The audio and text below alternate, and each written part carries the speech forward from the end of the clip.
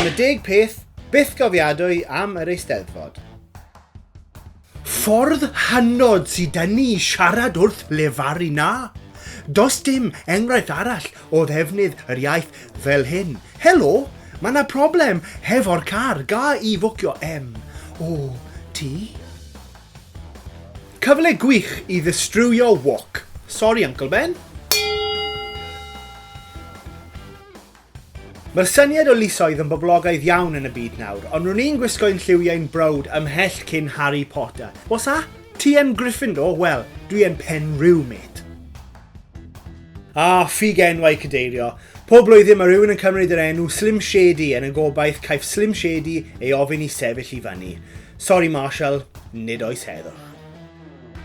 Dwi'n ni'n glad beirdd a chantorion ac hefyd yn glad o boneddigeiddrwydd ac mae'r ban a'r bwing yn cael ei phlismona gyda'r term dim sŵn mwnciod.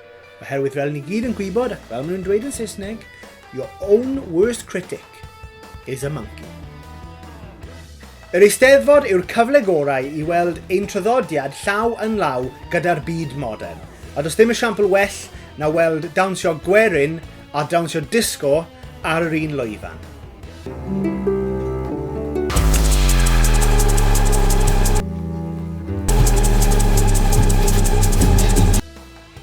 I ffwrdd o'r ysgol, mae gennym ni big boys yr Eisteddfod a'r ei feisydd mawr.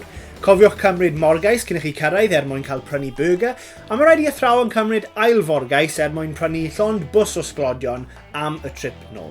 Pro tip, mae'r athro doeth yn rhoi ban ar bananas a hufen ia, a ydych chi ddim eisiau darn o dir yn... Bysach chi ddim yn gofyn i athrawon cerdd a drama gwneud stint gyda'r magic sponge yn ystod gêm rygbi. Ond mae'r Eisteddfod yn gweld athrawon o 4 ban yr ysgol yn cael ei ddrafftio i mewn i helpu. Ydych chi'n gallu gweld yn eu llygaid nhw. Dyn nhw ddim really yn mwynhau'r bwrlwm.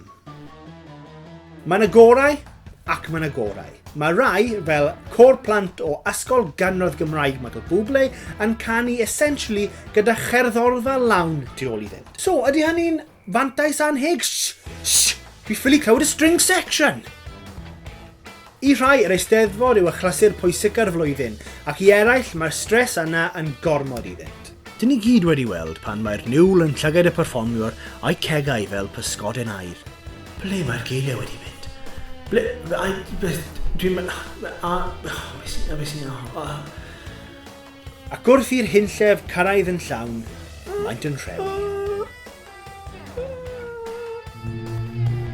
Nes di hwdi, bananas a hufen ia. Pwy wnaeth rewi? A wnaeth Slim Shady sefyll i fyny. Fan eich straeon wrthau yn y sylwadau isod, a ffarwel.